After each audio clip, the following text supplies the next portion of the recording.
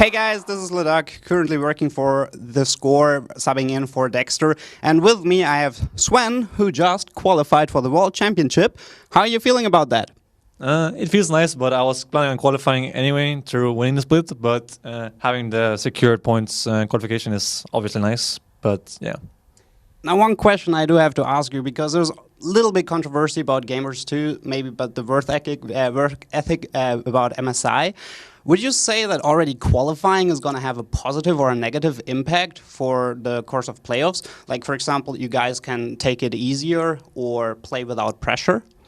I wasn't part of that fiasco at MSI, but I'm very, very sure that that was a one-time incident regarding the work ethics. I'm very sure that all the players on my team, including myself, are ready to play for this split, to win it, not just to get points and go to Worlds. So I think kind of winning the split makes up for the G2 fiasco, because it doesn't hurt anyone else than us if we win the split. But if someone else wins the finals and goes to Worlds with a second seed because of, like, not because of me, but because of my org, it's kind of feels bad, you know. So if we won the split, we would kind of make up for the G2 fiasco at MSI, and I think that would be a nice thing to do.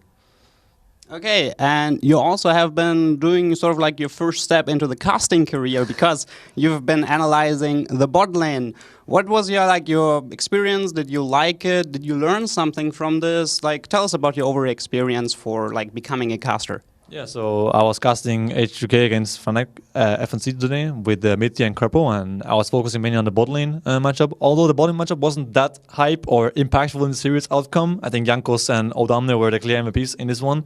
It was really enjoyable for me, actually. I like casting, but I talk a bit too fast and have a hard time getting the right words at times. But besides the caster talking flaws, I really like the analyzing the plays, and being myself is nice too. And I like the cast. It was really fun for me. And the games were good, although it was a 3-0. I think H2k played good, but mainly Fnatic played bad overall. They made too many bad mistakes, I think. So yeah. Yeah, let's just get right into the match. So I think one thing we can definitely talk about is the draft.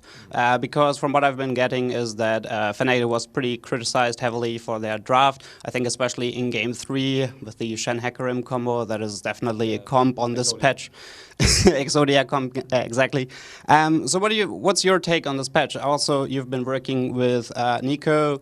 What was your overall assumption of the drafts? Like, why do you think H2k and Prolly were able to outdraft Fnatic? I think overall there wasn't a game where H2k had a worse draft than Fnatic. They had better draft / equal draft in every game.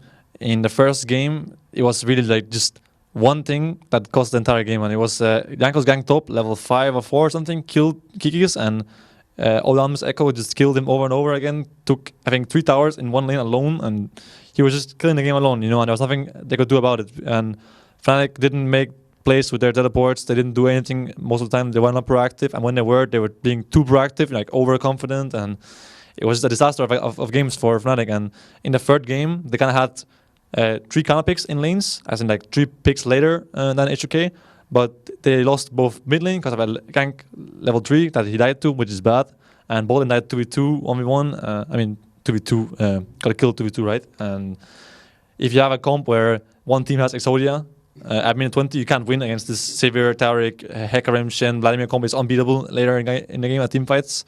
So if you lose lane phase with a win lane comp, you should maybe have realized that before you went into the match.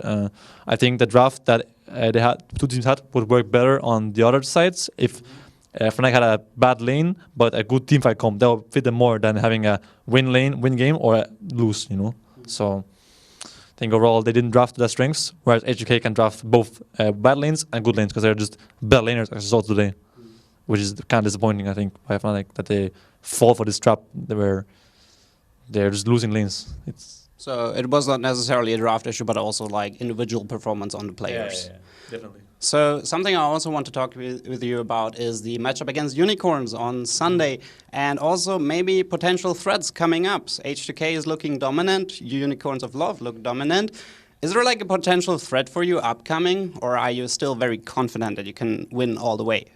I'm always confident, but I also think that both the good performances by Unicorns and by H2k comes from the enemy team making really silly mistakes.